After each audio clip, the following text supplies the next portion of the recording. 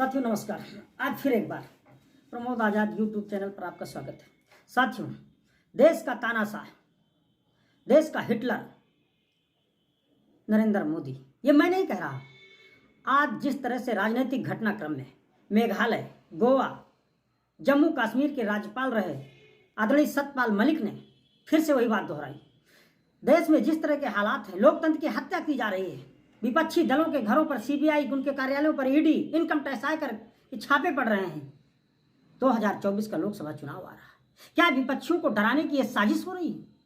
सत्यपाल मलिक जी का आज का जो बयान है वो साबित करता है कि असलियत में मोदी के कारनामे हो सकता है। सत्यपाल मलिक साहब जानते हैं। सत्यपाल मलिक साहब उस समय चर्चा में आए थे जब पुलवामा कांड हुआ था। उन्होंने इसके लिए पूरी तरह से नरेंद्र मोदी को जिम्मेदार माना था। आज 22 फरवरी 2024 को एक बड़ा घटनाक्रम घटा।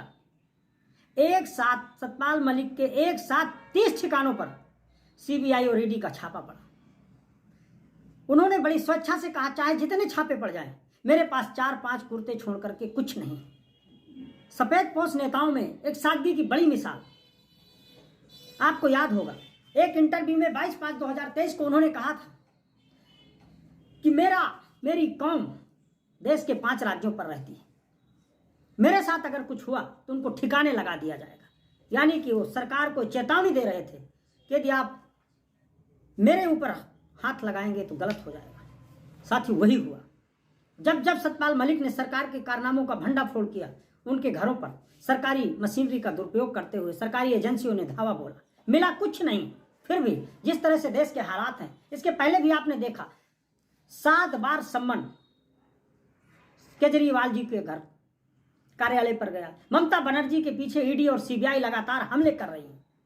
सारे विपक्षियों को सताया जा रहा है, डराया जा रहा है, धमकाया जा रहा है। क्या ये सारे विपक्षी दलों के नेता भारतीय जनता पार्टी ज्वाइन कर लें तो क्या ईडी और सीबीआई उनसे दूर हो जाएंगे? हाँ, सही बात।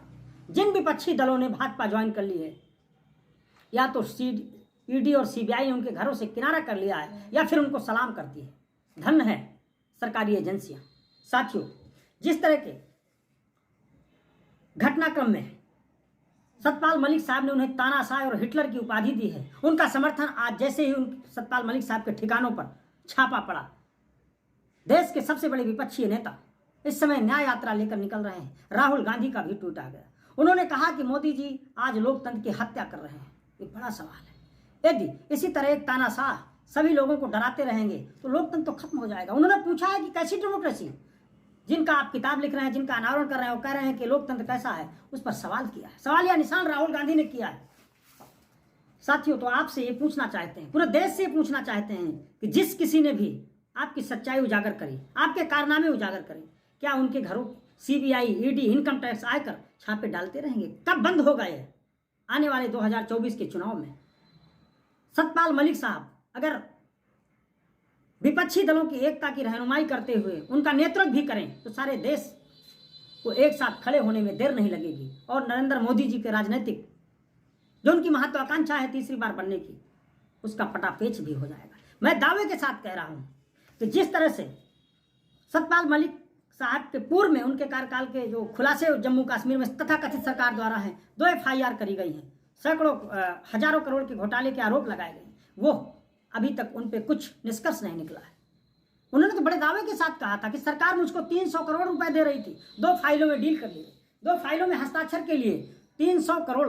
और जब भी उन्होंने आरोप ऐसे लगाए तो उनके घरों में आप सीबीआई और ईडी भेजेंगे।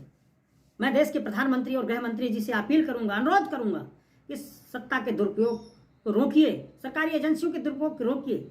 देश में जर्मन हिटलर तानाशाह से बढ़कर अपनी उपाधि मत बनाइए आदरणीय मोदी जी। साथियों, यह बात कहां तक सच है, इसको आप कमेंट के माध्यम से जरूर बताइएगा। लेकिन लोकतंत्र को बनाए रखने के लिए इस बात का विरोध होना चाहिए। जय हिंद।